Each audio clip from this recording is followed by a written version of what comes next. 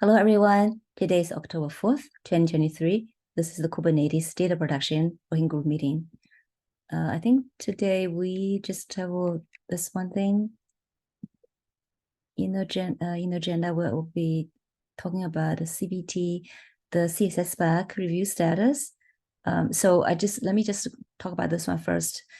So last time we said the tentatively CSS spec release date is September 30th, but we have already passed that. Yesterday, no, actually on Monday, in the CSI implementation meeting, we talked about this. We can push the date. I think it's in the middle of October. Let me check that. Sorry, I'll just check, just see which date we're talking about.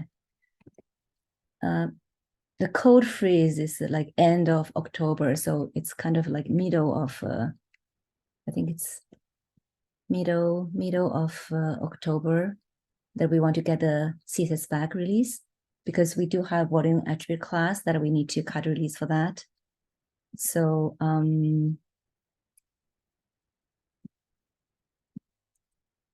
so let me just stop sharing for now. We can actually continue to talk about. So maybe Ben, you can just talk about the status of the CSS spec review. Well, I don't have all of it in my brain. The comments that I've seen, I think everything has been sort of we've dealt with all the issues in the CSI spec. I know that James came in and he had some more sort of higher level questions. Boy, if we want to get into detail on the content of the review, I'm going to go need to grab my laptop. Yeah, please. Who else is? Sorry. Okay, so let me share my screen again. Carl or Ivan might be able to talk about which issues are still open. Okay. Because all the ones that I've seen have been closed. The ones that I raised, I mean. Oh, just so this is just giving you an update on we talked about the CSS spec release when we need to get that in on Monday's CSI implementation meeting. So it's middle of October. I put the dates here. We'll check and see the status before we cut a release, because we do need that for volume attribute class.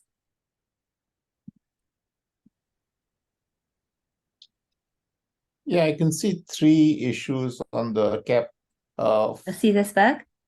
Yep. Yeah, the CSS spec. Sorry. Okay. I mean, the issues really, but one. I don't know. Do you want to? Does anyone want to share? Actually, I should make you guys. If you guys want to share anything, it's fine. It's fine. Yeah. I think Neil's divorce. I think James had asked about the secrets in the API calls, and Neil's divorce had responded with the reason, right? And the secrets. Okay, yeah. I think the Ceph, because I think the Ceph driver, yeah, he's probably. Yeah. I think the Ceph driver use those secrets. Maybe that's why he's kind of asking that for every new API. Yeah.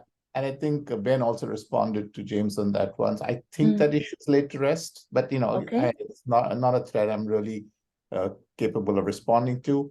A lot of feedback on mundane things like not adhering to the writing conventions. Those have been cleaned up. There's one pending item or renaming renaming the API calls, which I'm discussing with Prasad and Ivan. Okay, so are you guys still deciding on the naming, or is that? Yeah, I have to update. I'm probably going to use get blocks metadata or something. I'm going to use metadata in it. I have to update stuff. Yeah. And then so basically this one you have another reach agreement on the naming yet, right? Well, we have a Slack. Okay, yeah. But I have to really update it. That's the main thing. And the last issue is kind of an open-ended one. I didn't hear back on this one. Which one? This one? Yeah. The question really was: is this premature optimization, right? The question about streaming versus what does this mean? What is the What does it mean by premature optimization? What does that mean? Can someone explain this one? I didn't follow the discussion. Yeah, well, I can.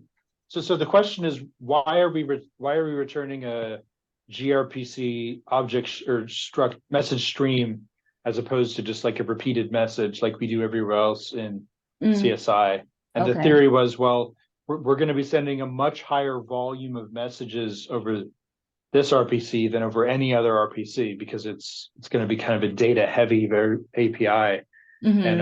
And so there's like, and that was the justification for doing a stream as opposed to what we normally do, which is just an array. All right, because we are so we basically introduce the new data type. But the question is like, is that optimization really necessary, or are we just prematurely introducing something new that we might not need? And I can't speak to what the benefits or downsides of a stream are. I mean, I think if we have appropriate pagination, we could just have a repeated message, and you could just send in chunks of 1,000, and every time you send 1,000, we have another round trip for the next gRPC to send more. But like the overhead of that is low as long as you're sending a large enough number of messages per call. So maybe we can not need streams and just have repeated messages. I think that was the suggestion. Yeah, that's possible. I don't have an opinion.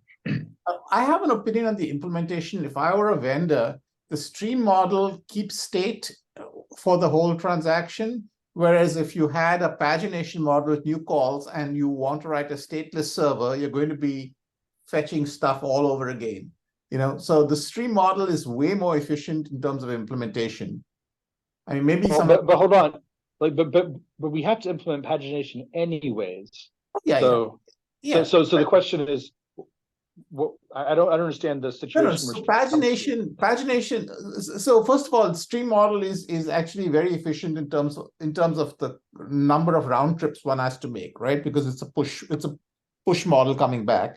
It's definitely cleaner from an implementation perspective, I mean, consumption perspective. The client code, if you look at what Prasad implemented on the client code and on the server code, they're both very, very compact, nice code, right? I mean, so we can convert it either way, but I think this is a place where I think a vendor who might implement one of these things should chime in, because, and this is my subjective opinion, that the stream model is easier to implement than a pagination model. But feel free to interject. But remember the transport for this particular network connection is just a Unix socket, so it's two processes sitting on the same machine. That's a sidecar. Yes, but what about the backup client to the sidecar? That's totally different API potentially. Same right? API. But I mean, I'm saying that one can be a stream without CSI also being a stream, right? We could have the CSI layer. The point was then we'd have to publish a different API for the sidecar. We were using the same API for both. But we don't like that idea. Like that was one of the things that we were trying to get away from.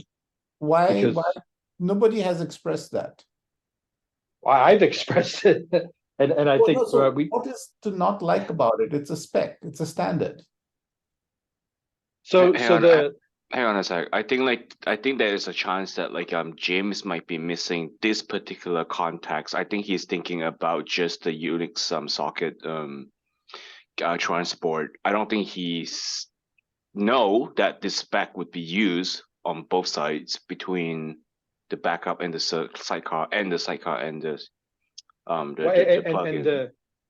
And I think my argument, and James would argue that we shouldn't have to know that, because this is the CSI spec only. Like if anyone reuses this spec anywhere else, that's outside of the concern of CSI, and we would say you should use a different API. If you are so if you're suggesting to have them to be two different API, where does this other API reside? You're saying not in this repo, but in a different repo? You put it in the sidecar, right? You define a different gRPC definition. Could you host it in the sidecar repo and say, okay, this is the protocol that the backup client speaks to the sidecar, but the CSI defines what the sidecar speaks to the SP, and that's always going over a Unix socket, and I'm not sure that whether it's a repeated message or a streaming message makes any difference at all at that level, right? So Carl, if we have two set of APIs, would this still be a concern?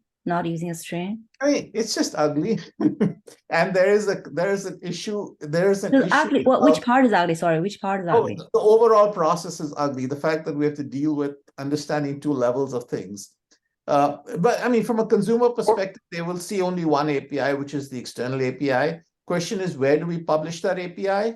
That is here we can always say, go look. I think Ben was saying the other API will be under the sidecar, CSI sidecar report, right? Right, but I'm saying those APIs will have different fields. Like I'm saying, trying to reuse the same API introduces all kinds of friction. So one perfect example is the secrets field, right? We need a secrets field for those CSI drivers where there's like some sort of a per volume secret that has to be provided by the CO.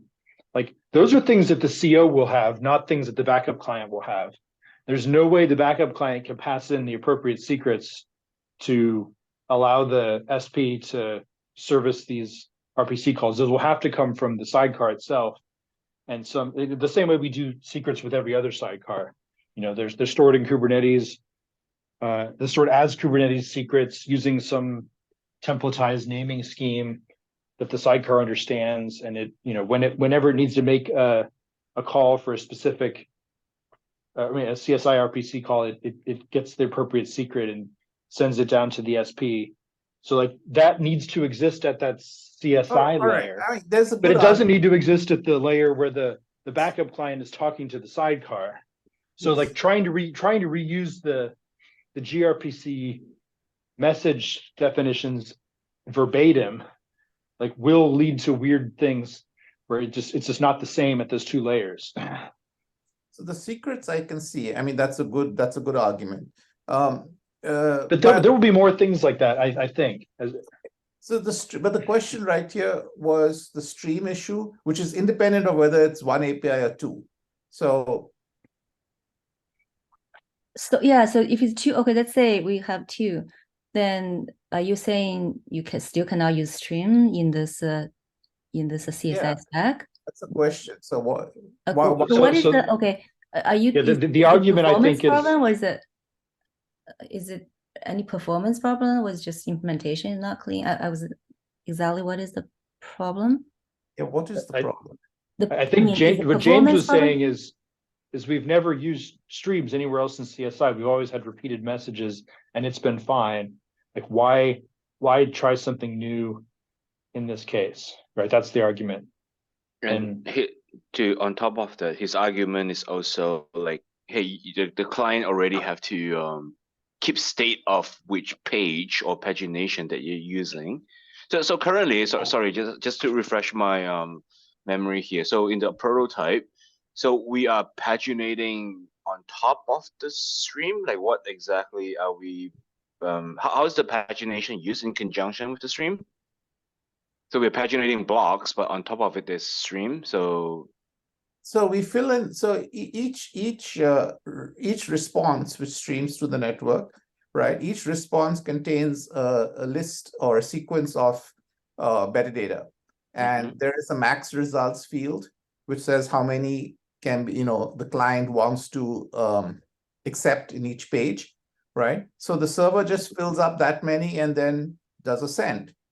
I think Prasad has got his server code, and maybe you can share a link, and that will demonstrate, what the server looks like. And because this ties in. Sorry, Ben. It kind of ties into like Ben's the other comment about EOF too, right? So like so say like the client asks for like 2,000 blocks, whatever, and then like the server would try to shove like 2,000 blocks metadata over the wire, and then you send an EOF, and then the pagination. No, what are you talking about, Ivan? That is not how it works.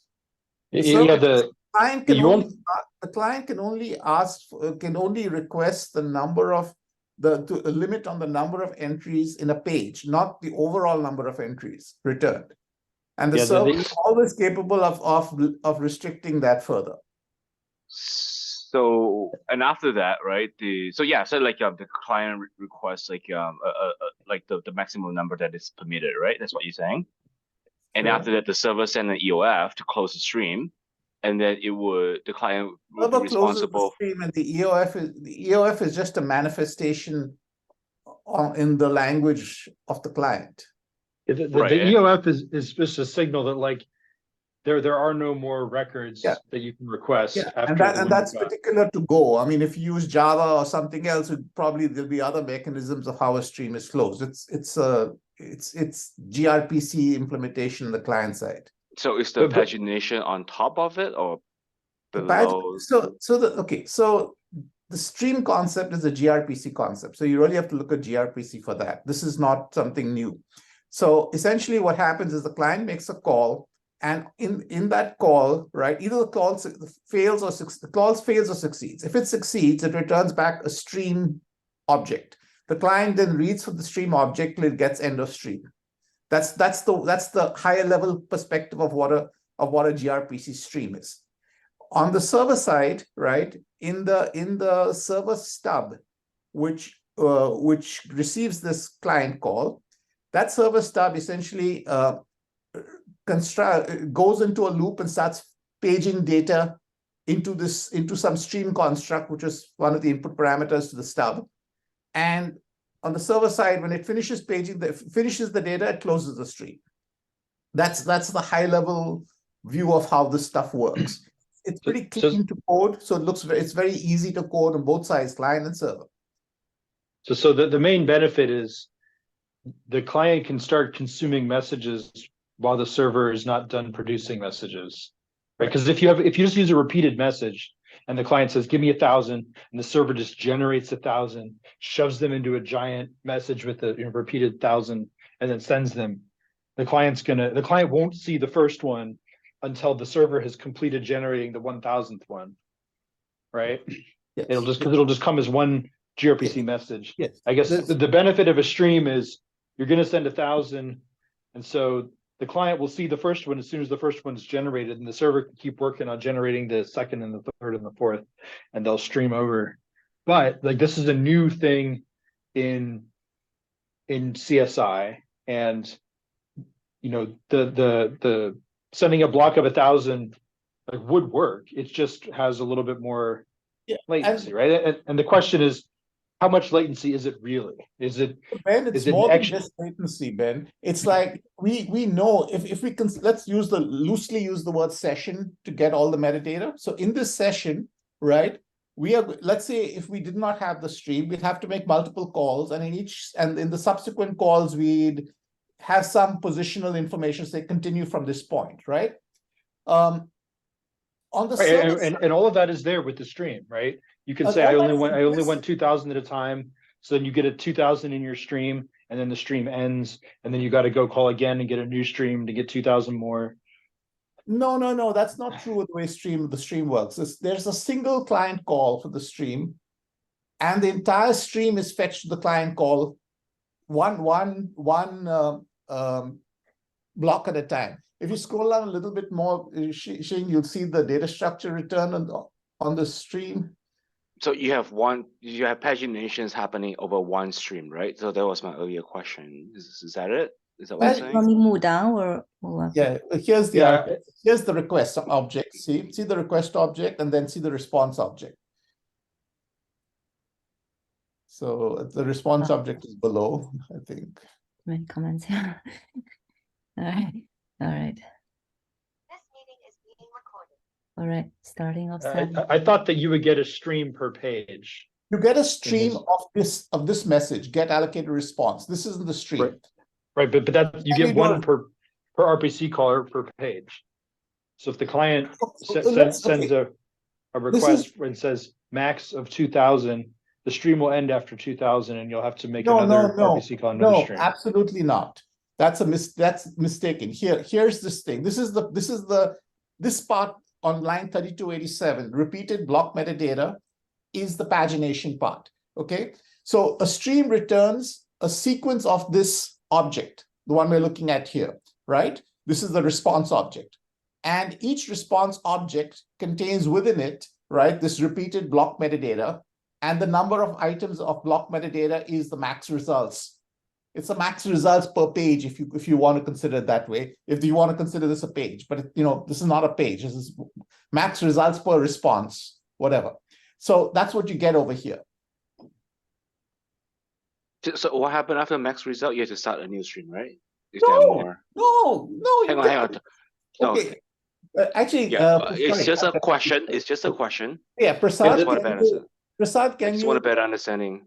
No, I totally understand. I also learned this stuff pretty new, right? But it's been a while for me. So let me just see if I can dig up Prasad's client code. But I'm looking at the code now, and it is. I did misunderstand how this works. So you were correct. The get allocated and get delta RPC calls returns a stream of responses instead of one response. Each response has a repeated block metadata in it. And so yeah, I had presumed that like if the client sends the request for say 2000, you would get back one block or one response with 2000 things in it. But what you're saying is you'll get a stream and every response will have 2000 in it and until the end. That is correct. And if you get through like 10,000 and then you crash and you restart and you come back, you can send another request that says, please start at 10,000. That is correct. And continue chunking them every 2,000. Yeah. So. Yeah. And I think on the server side, as an implement, if I'm the server implementer, one of the really nice properties of the stream is that the context is maintained in the RPC call. If you go to the classic pagination, totally unrelated pagination requests, which convey, say, the previous state, right? Each request, then the client has to the server has to reestablish that state before it can continue the pagination. So if, for example, if I'm building it over the EBS direct, APIs, no big deal. I can probably start from some point, though I'm not sure. I know if I worked on, say, the VMware one, I'd have to do the whole thing again of, get allocated blocks, get change blocks, because none of those low-level APIs have a positional information, I think. So the server would have to, and the server would have to reacquire state each time. Okay, but I think that this is the crucial misunderstanding. I think the assumption is that like if we're going to bother to implement pagination, it will be used, right? Yes. That you get halfway through the stream, you'll get interrupted, you'll start over. What I'm hearing is for at least some backend implementations, like if you got that request to say, hey, start over at number 50,000, you would actually have to start over at 0 internally, skip the first 50,000, and then start returning the blocks, which would be inefficient, right? So like, yeah, I think that my assumption had been that we would design this in such a way that would force the CSI plugin to deal with that messiness and say, okay, look, if the backend doesn't actually support pagination, then what's going to happen here is the backend will actually just read the whole thing into some buffer and then handle the pagination out of its own internal buffer. And then if you get, the connection drop and restart, everything's still in memory or wherever you cached that buffer, and you can just start serving the data out of there again. And of course, there's always cases where your buffer gets flushed and you have to go start all the way over. But like in the general case, if someone restart, if someone does like something pathological, like they set max, they set max results to 1 and starting offset to 0 and then 1 and then 2 and then 3, and they try to like paginate in the worst possible way, you still have acceptable performance under those circumstances. And what I'm hearing is like you actually wouldn't with this VMware implementation, because every single time you'd have to go back to 0 and then skip over everything from 0 to starting offset. Possibly. I mean, again, I would not say I am the expert in this, but it'll vary by server. But I mean, there's going to be many, many different implementations, and like we want to define a CSI spec that sort of says this is the best way, and if you need to do any sort of adaptation on the back end to impedance mismatch, or cope with the impedance mismatch. That's the responsibility of the CSI driver to deal with it. I think the stream partially hides that in some cases, but it just sort of punts the problem to another place where, now if the stream gets interrupted and the CSI or the gRPC session gets reestablished, you're right back to needing to do something, needing the thing you would have needed to do in the first place to do pagination properly. So maybe the answer is we shouldn't allow pagination, and we should say, hey, everyone always has to start from the beginning and read through the stream. And if for whatever reason there's an interruption, you just have to go back to the beginning, and the client is responsible for discarding the information that's already seen and doesn't want to. That would be highly inefficient from a backup apps perspective, because some of these volumes are huge. So that's what I'm getting at. If that's inefficient from the backup application's perspective, then we should force the pagination semantics from the top down and say, okay, we always expect paginated responses. And so expect that, that's what the backup application will want, and that's what the CSI plugin will have to provide, So, just remember just look at the overall difference between using gRPC stream versus pagination calls. Over here, there is only one call to authenticate, validate the client, okay? All the rest of that, all that overhead, which is pretty expensive, right? All that overhead. I don't concede that. Why? So having worked on a lot of CSI plugins, gRPC calls come in very fast, and in any situation where there's overhead associated with authenticating a client or doing some lookup, CSI plugins are expected to have caches that the paper over. All right, fair enough. And through for the CSI spec in particular, you're right. Yes, because it's a Unix socket, there's no reason to do anything, right? That part is okay. So I'll take it back for the CSI perspective. Yes. On the server implementation side, though, the state, the only argument I can make there is that the state is kept there in the server on that call, and but we can push that down one level and say, okay, the state is kept inside the gRPC handler, and you're going to get multiple calls, and you have to have some sort of a.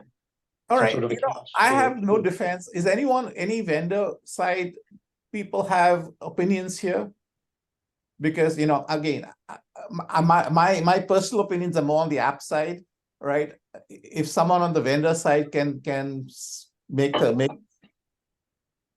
I think the main question for us is do we want pagination to be a thing that is used all the time or rarely used? And I'm hearing that we want it to be used all the time, so we should optimize for that case, saying yes, clients are going to request pages, and and they'll want to be able to jump ahead to some offset and restart from the middle if they need to. Yeah, because the middle is mainly for recovery for if you have a communications failure, I think. But it is possible they could do something different. Yeah. Well, the common case in the Kubernetes cluster is a node went down for maintenance, and so the CSI plugin actually had to move, right? That kind of thing happens in clusters all the time. So that then the process dies, it starts up somewhere else, and you pick up where you left off. I think that's going to be the most common situation for restarting from the middle of a stream is pods getting killed and starting up again. Because the Unix, there's no communication in a Unix socket, right? It's two processes talking to each other on a local machine. It's extremely fast. That's true. Yeah. But if something gets killed and restarts, then you're looking at going back in time or going to start over. So I don't have a strong feeling about repeated versus stream. I had misunderstood that the streaming was at the level of the response and not at the level of a field inside the response. So I get now why that's even more confusing. I think it was James that made the comment about the stream and it being a premature optimization. So I could go either way, but I buy the argument that like this is new and it doesn't really buy you anything other than, you know, maybe the vendor has a little bit less code to write. But yeah, so if some vendor people could chime in and, you know, give their opinion, because, you know, again, I don't represent the vendors per se, because I don't write this stuff myself, yeah. you know. So, and based on my prior job at working for a vendor, like all the CSI RPC handling was extremely complicated and nasty for exactly this kind of reason. And so everyone who writes CSI plugins already deals with this stuff every day. It doesn't seem like it's a big deal. Yeah, it doesn't mean, but just remember though, we're streaming data here, or metadata, as opposed to control in most of the other plugins, right? I'm not saying they weren't complex to write, but there's a difference over here. But like I totally believe that there will be some plugin somewhere where the actual backend API that they're pulling from doesn't support pagination, and so they're going to have to like pull the whole thing into some buffer, store that buffer, and then serve the contents of the buffer back to the client, you know, in a paginated way. Yeah, someone's going to have to do it that way, and we got to make that, you know, possible and not too painful. I mean, I did say in the spec that, you know, that the server can repeat some of the earlier data if it wants to, you know, if it's up to the server. That I did allow it in the spec. So the client, it's client beware, you know, because it's always possible that the server may have to round down a client request to some good, you know, boundary for its own data or whatever. As long as the client knows how to, well, why would you do that? Well, because, you know, let's say the client has processed some things. Let's say let's say 1K pages, right? And the client has 1K and a few more, right? And says, oh, so repeat from 1K and a few more. So server is only working in 1K pages. So we'll fetch this, you know, second page, right, which is item number 1024, and we'll start from there. It could scream a few more, but then then it's all, you know, alignment is off or right. But I mean, at the level of the RPC server, like you can implement the dropping on the server side, right? You could. That's why I said I just didn't want to make it rigid. I said you can, you know, up to the server how it wants to do. The client knows what's there also. We just have to be very, very clear, like what the client should do if the server does that, right? How it knows that's happening and how to cope with it. Absolutely. It's usually cleaner to say that's not allowed, right? Just to push the requirement onto the SP author to say don't do the bad thing, because it's going to make everyone's life harder. You know, it's your job to drop any messages that need to be dropped. Well, remember the client has to repeat the call. Yeah. I mean, so it should be, if the client's capable of repeating the call, it's capable of handling the spec around, you know, semantics about repeating the call. Yes, I just, in general, we try to push requirements all the way down to the SP to keep the spec simpler, right? Because if you have to explain the error handling, takes more words than it does just to say, don't do the bad thing, you know. It makes the spec shorter. Hey, Carl, I have one question on this. To just whether you use string or not, are there any performance problem penalty if you don't use string versus you? I guess what's the difference? Performance difference? Oh, streams are, in my opinion, streams are more efficient because you're not, you know, less round trips and less, you know, state being fetched each time or for each pagination call. Right. Okay. I think performance aspect is very, very important here, right? So potentially, but the round trips are free on a gRPC, on a Unix socket, right? They still call but they're still round trips. But we're talking nanosecond round trips, not microsecond round trips. I think for Unix socket. I'm not measuring in terms of absolute time. I'm measuring in terms of, you know, number of things involved. Yeah. So certainly, you would have to implement more like server-side caching if there was like some heavy lift you needed to do for every every call. Yeah. The state part concerns me more. Again, knowing what I know of a few vendor external interfaces, recovery of state concerns me more. Now, the vendors may have internal interfaces beneath that, which are way more efficient, right? So that's up to them. That's why, I think we really need some vendor feedback on this versus the classical pagination API.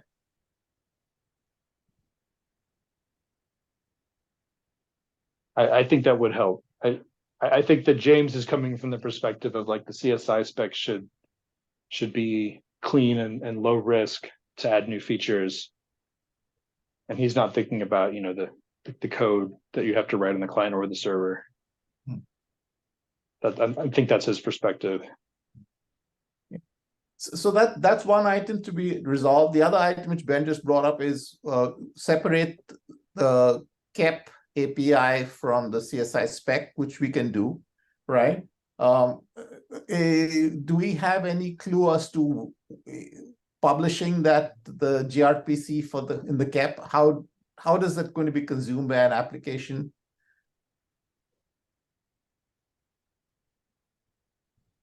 I mean, you have to have protobuf definitions somewhere, and then what we do in CSI is we provide precompiled. I think we precompile the Go binaries, don't we, Xing? And we provide those, so it's very convenient. You can have a client. You could have. Well, we haven't done this. Just import. We don't have. But you know what? We do have that for Cozy, right? We do have. This Cozy have everything in their repo, so we could do that. I think. Yeah. We could potentially do that. Our CSI, the sidecar repo, we can have like one place. Okay. So if it's possible, if that's what we need to do. Yeah. It also says then that the sidecar. Yeah. Okay. So it cleans up the interface between the sidecar and the CSI driver, and it also says once and for all that this API in the Kubernetes side is only through the sidecar. So so does that mean in your CAP then you will need to have both APIs defined separately? Right now you only have one set of them. Right? Well, I guess we can now in the CAP we can refer to this API and say that the RPC in the CAP, right, is built over the CSI spec. And we'll give a reference to this one, and with minor variations to accommodate Kubernetes. I mean, that type of thing. I think the CAP also maybe not necessarily go into this level of details, right? Well, CAP actually has all the definitions, right? If you look at the CSS spec, actually is in the CAP normally. Yeah. So if you want, maybe you can just say for now they're the same, unless if we know they will be different. Yeah, I mean, well, like the secrets are one way. We know they'll be different. Yeah, I think like things like secret, do they need to be specifically called out in the CAP? Like it's kind of low level too, right? In the CAP, I have handled the secret field by saying if the client were to say meaning the Kubernetes backup application were to send anything in the secrets field, the sidecar would ignore it, period.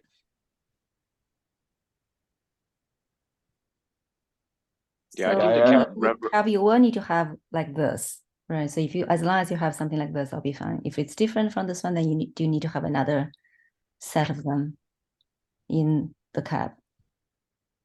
If they're the same, then that's fine. But if they're different, then you need to explain what are the differences. I think we should just have the backup application facing gRPC defined in the CAP. Leave the CSI one out of it. But in our CAP, we always have CSI spec in there. This is not like the first time we have it. All other CAPs have it, so we should have it in the CAP. This is the first time we have this, this new set of APIs, but the CSS spec we always have it there. Yeah, I mean, it's always for the features that have been developed since the CSI spec existed, I agree. But like there was a time when the CSI spec was just created and we wrote a bunch of code to consume it. And I don't think the whole CSI spec was in those CAPs at the very beginning. I agree that like we fall into a pattern where that's how we do it. Yeah, now it's there. because new features had to coincide last with few CSI caps that have spec been changes. reviewed, they're there, so it should be there. Sometimes, of course, you could go a little bit off, right? If they got merged at different times, but it's there at least. So yeah, it's just going to be a very long yeah, it is.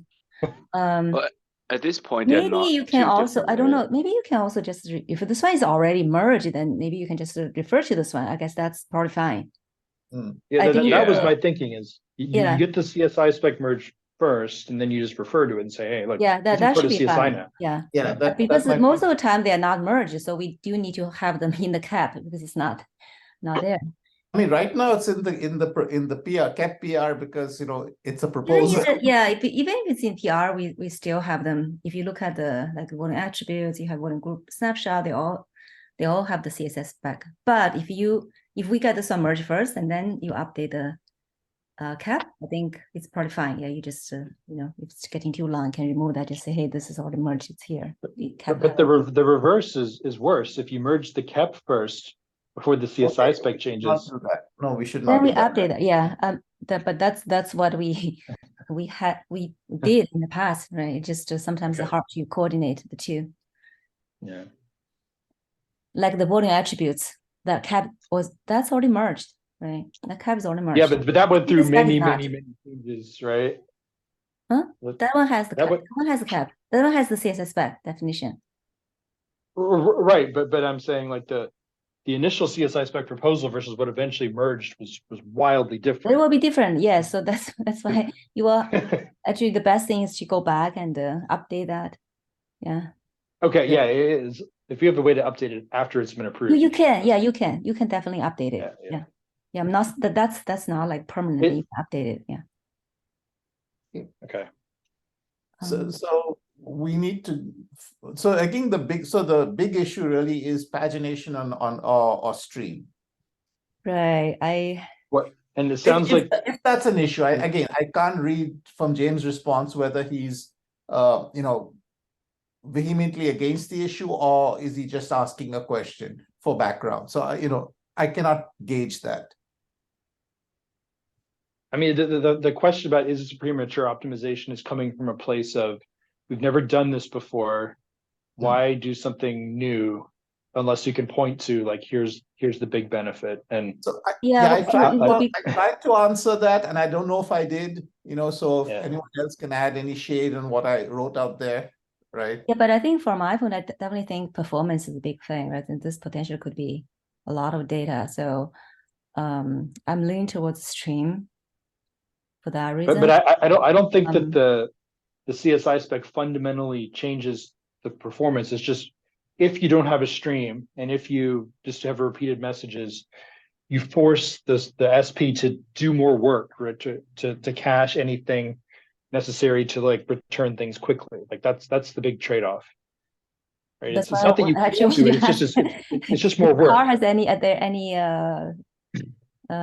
document talking about differences? I didn't read your conversation. I don't know. I mean, this is such fundamental coding. I don't have to. I didn't think. I know that we also use stream, so that's why I was thinking, stream, but I don't know about other vendors. I don't know the history of gRPC, but the stream stuff seems to be quite baked in. So must have been around for quite a while. Yeah. I mean, I don't think anyone's questioning whether streams are safe to use. It's a new concept within CSI in particular. We haven't needed it so far. Yeah. So like we haven't dealt with data of any sort. I mean, this is just metadata. Right. Maybe if just right. This is a little different from the other use cases or other features that we have added. They've all been control paths so far. Yeah. This definitely has more data, right? So I don't know if there was any article talking about anything to do stream, if it's data or something like that, right? I don't know. There's something explain that, maybe that'll be helpful. Yeah, so I respond there. So if anyone can add any more to what I said, right? Go ahead, please.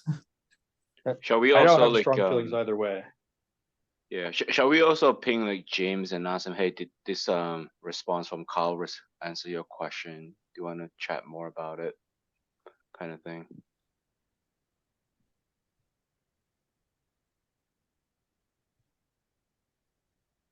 And certainly you need to poke James to get him to respond again or to take another look. Yeah, if you notice an article explaining, what are the situations that you absolutely should be using streams, that'll be beneficial, I think. I don't know if there's a...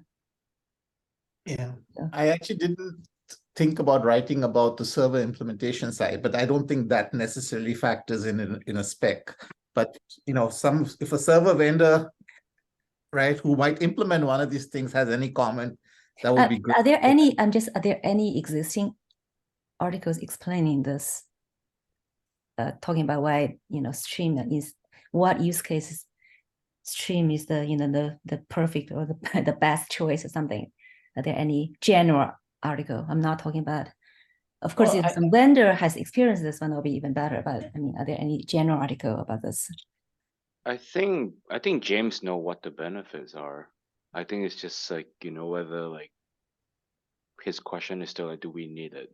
I think he knows what streams are and what the benefits right. are. So like if the benefits are, hey, these are the use case that in this other situation we should use it. Is this what we are in right now? Yeah.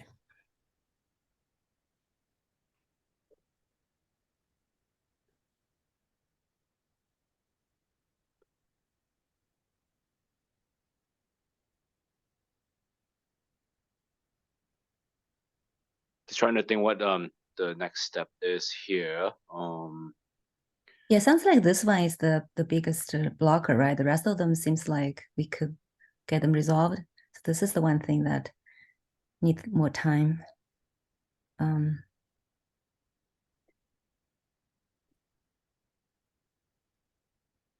Yeah. It should be okay to just ping James, right? And say, hey, does this answer your question? What do you think of this response from Carl? It might also help just to explain the subtlety that I didn't grasp until this call, which was you have a repeated message inside a stream. So you're doing, and so you're getting a stream of messages with a block of smaller messages over and over again. Yeah. I didn't fully grasp that until just now.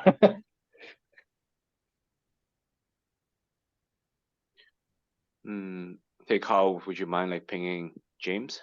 Since like yeah. Cool. I think you would be in the best position to explain to him how to address his concerns.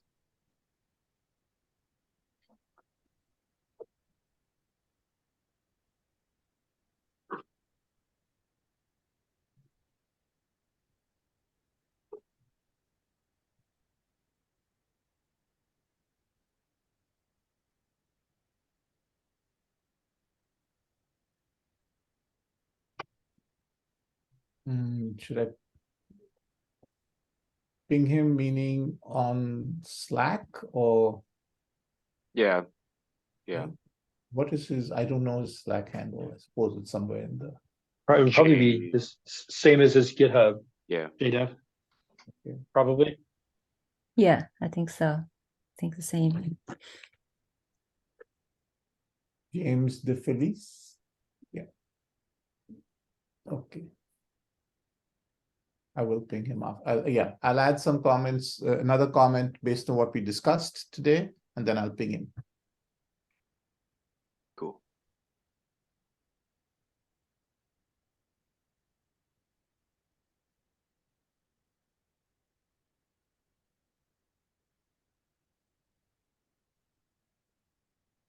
Okay. Do we have anything else for this item? For the CT? So one more point which we should just record at least, Shin, was that Ben surfaced the issue of having separate GRPs, right.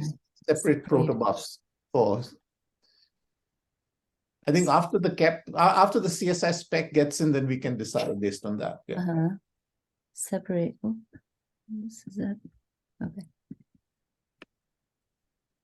mean, I know I've raised that before, but maybe it didn't. Yeah, maybe it I wasn't do clear remember, before, Ben, actually. but, I remember you mentioned something like this before, yeah. Probably But I just felt didn't to- follow the Yeah, the PR. probably felt or something. Yeah. So for what, for sidecar? What do we call that? For sidecar, but yeah, that's it. Good enough. Versus the CSS spec or something.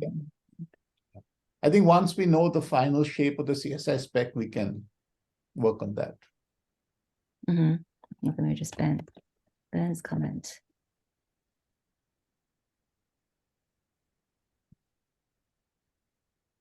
Okay. Yeah, there's just one quick item that I want to bring up, not related to the cap. It's something that I noticed like over the past couple months. Like I know like you know, this sometimes like design discussion can get very interesting and passionate, you know, and for the most part like many of us have been working together for like you know, more than a year. I think like sometimes like maybe just be mindful of like talking over one another, raising our voice, you know, for folks with like hearing disorder, like you know, like when that mash of voices like get coming together, it can be like very like you know, like disorienting. So just if possible, like just probably mindful of blame that. for that. I am suitably chastised. Yeah.